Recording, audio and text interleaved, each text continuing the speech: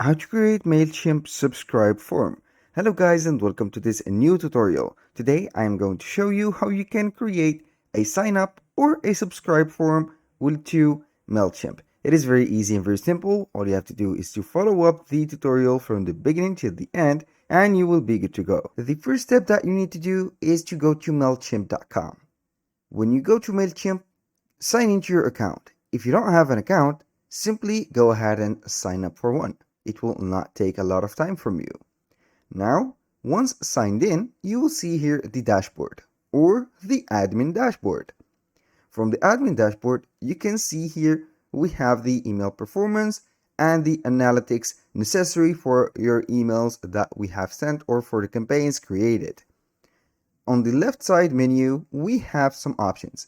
We have campaigns, automations, audiences, analytics, websites, content, and integration. Now, let's go ahead and create a sign up form. Under the audience, we are going here to see sign up forms. Click on it, and here we have a lot of choices. You can see we have the recent forms. And if you want to create one or a sign up form, it is very easy. Just read this. Create a form to learn more about your audience.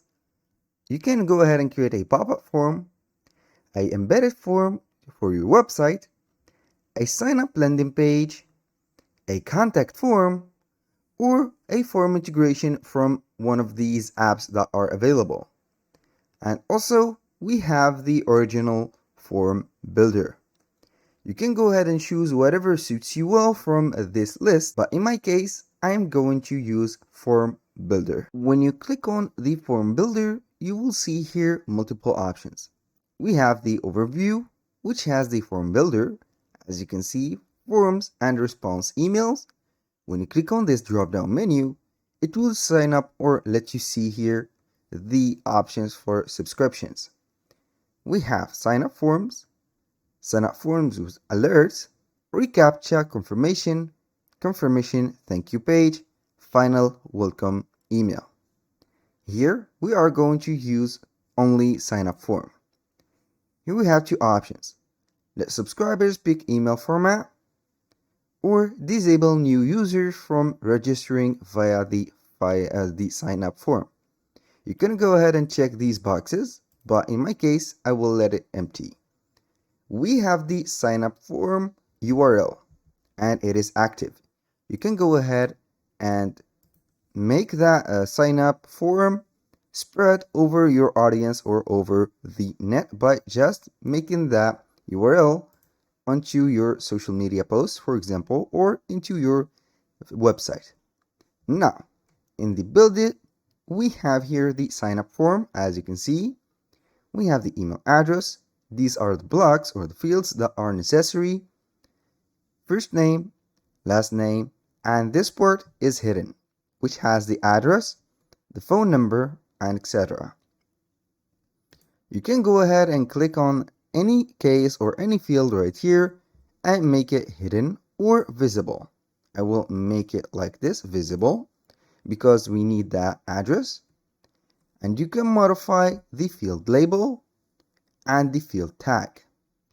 You can also make it a required field. This is for the address. Here we are going to set the email address. You can go ahead and put the field label and it is automatically set to a required field. Here you can put a help text, for example, right there, write your email here, and click on save, and it will appear into the form to click on. For the first name, you can go ahead and put it as required. Last name also, you can go ahead and put it also as required. When you finish every step, you are simply going to click on save. Now, we have the subscribe button. You can go ahead and make that subscribe button or let it see right there. Here we have everything set up. You can add a form or a field to that form. We have add text, number, radio button, checkboxes, drop down, date, birthday, address, zip code, phone, website, and image. When you click on image, right here, it will show up.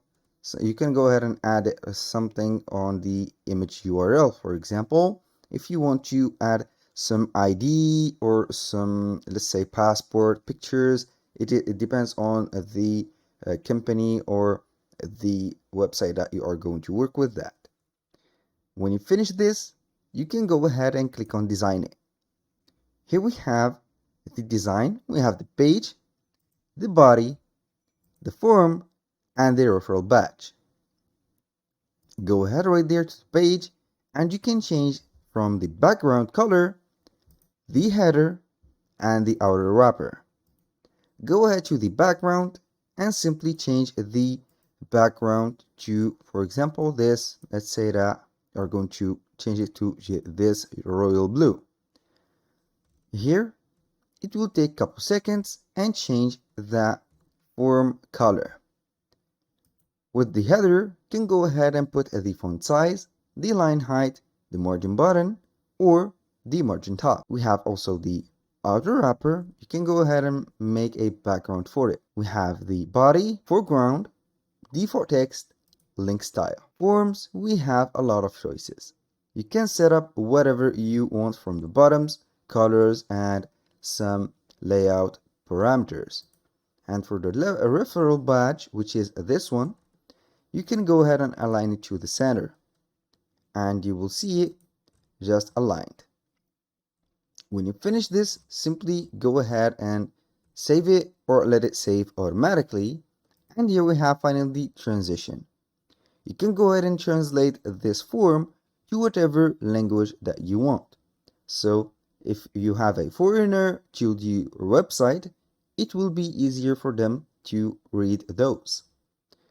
Now, let's search for another option right there on the sign up forms. We have the embedded form. Let's check out this embedded form or the pop-up form. Click on one of them, create a pop-up form, and here we have this pop-up form.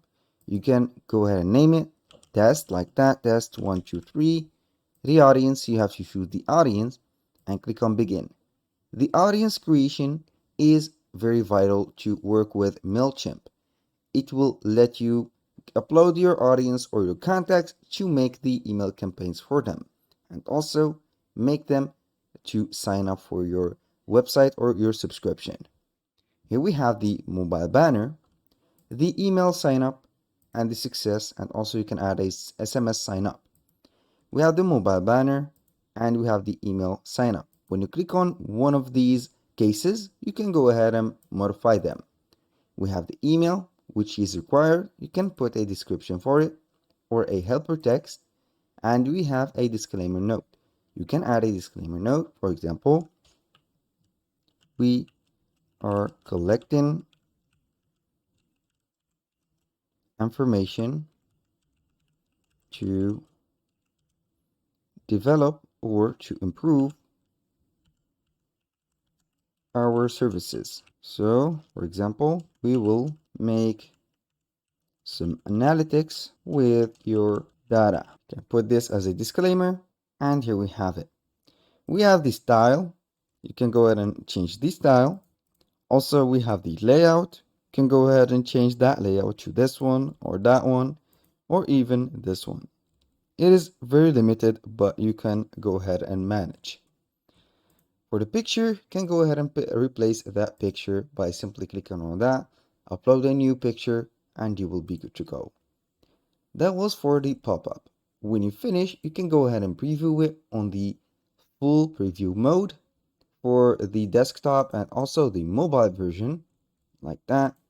And here we have it.